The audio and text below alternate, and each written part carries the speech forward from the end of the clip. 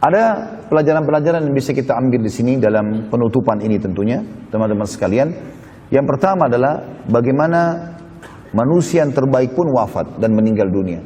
Berarti kita juga akan meninggal dunia. Yang kedua, ada satu kejadian juga terjadi, dan ini riwayat sahih. Waktu Nabi alaihissalatu wassalam, ini pelajaran yang kedua ya, kalau kita akan bertemu dengan beliau, asal syaratnya ya, kita beriman dan mengikuti sunnah-sunnah beliau alaihissalam. Pada saat beliau lagi sakit parah dan beliau tadi naik di mimbar, ya, maka ada sahabat yang sempat menangis. Mereka menangis terisak-isak. Dan Nabi SAW masuk ke dalam rumahnya dan beliau sempat mendengar suara tangisan sahabat yang sangat besar.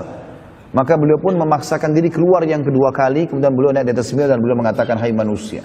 Setelah memuji Allah dan salawat pada diri beliau SAW, beliau mengatakan, hai manusia, janganlah kalian bersedih karena pertemuan kita yang sebenarnya di Haud, di kualaku nanti, ya, kuala Nabi SAW yang ada di mahsyar nanti. Semua orang diantara kita insya Allah yang mengikuti sunnah Nabi SAW, setelah timbangan amalnya lolos, maka dia akan minum dari haud. Yang kata Nabi SAW, haudku jaraknya adalah 1 bulan. Jadi lebarnya 1 bulan, panjangnya 1 bulan, gitu kan? Dalam riwayatnya dikatakan seperti antara San'a dan Ailah, ya, 2 kota yang sangat jauh jaraknya, lebih dari 1000 km. Maka itulah hak haud Nabi SAW. Dan beliau mengatakan juga sesungguhnya gelas-gelas minumnya atau canteng-cantengnya itu sejumlah bintang di langit. Siapa yang minum seteguk maka tidak akan haus selamanya. Kata Nabi SAW, hai sayang manusia, jangan kalian bersedih karena perjanjian kita sebenarnya di haud. Ini aku meninggal duluan, kalian juga akan menyusul. Yang penting istiqomah.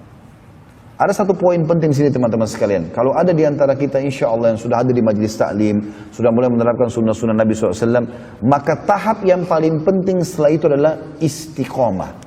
Itu yang paling penting. Ya, bagaimana kita bisa mempertahankan ini sampai mati? Kalau syaitan datang bisikkan, apakah memang sudah ini yang benar? Apakah sudah ini? Apakah memang harus begini? Atau mungkin masih bisa berbuat dosa nanti bertobat lagi? Ini semua waswas syaitan. Karena sudah ada sunnatullah. Bagaimana para sahabat akhirnya mengikuti sunnah Nabi SAW dan mereka akhirnya menyusul Nabi SAW. Dan wasiat tadi jelas. Nabi SAW mengatakan kalimat tersebut. Kalau sesungguhnya ya, perjanjian kita sebenarnya adalah di haud. Pelajaran yang ketiga.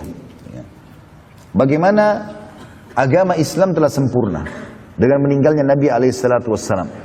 Dengan meninggalnya Nabi SAW dan menandakan berarti umat Islam tidak perlu lagi menambah-nambah. Ingat wasiat Nabi di Haji Wada, ya, siapa yang hidup di antara kalian nanti akan melihat banyak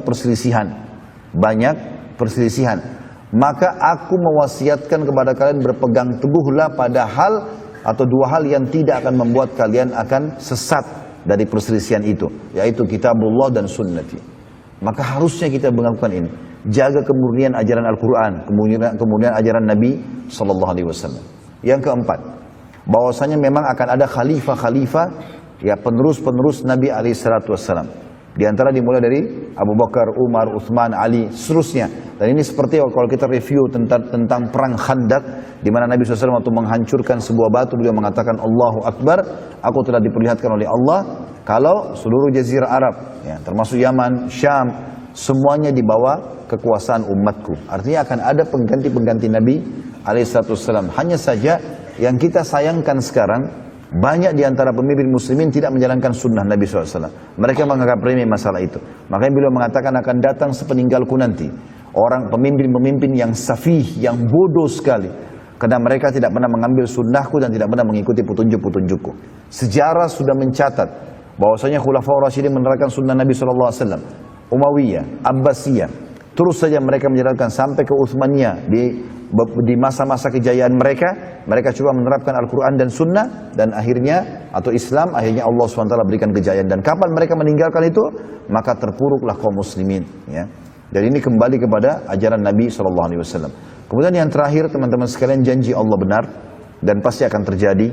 Termasuk masalah lahirnya kita, meninggalnya kita, semua takdir Allah SWT harus diyakini tentang kebenarannya. Termasuk dengan adanya kehidupan di muka bumi ini, kita bisa melihat satu sama yang lain, kita bisa menghirup udara, kita bisa merasakan makanan dan minuman, dan di satu sisi kita juga bisa merasakan kesusahan dari sakit, dari gangguan orang dan seterusnya. Ini semua adalah sunnatullah yang menandakan memang ada kehidupan lagi di sana, di akhirat, yang juga akan menjadi kenikmatan abadi bagi orang beriman dan akan siksaan yang abadi bagi orang-orang yang kafir. Maka peganglah firman Allah SWT, wala tamutunna illa wa antum muslimun. Jangan meninggal kecuali dalam keadaan Islam.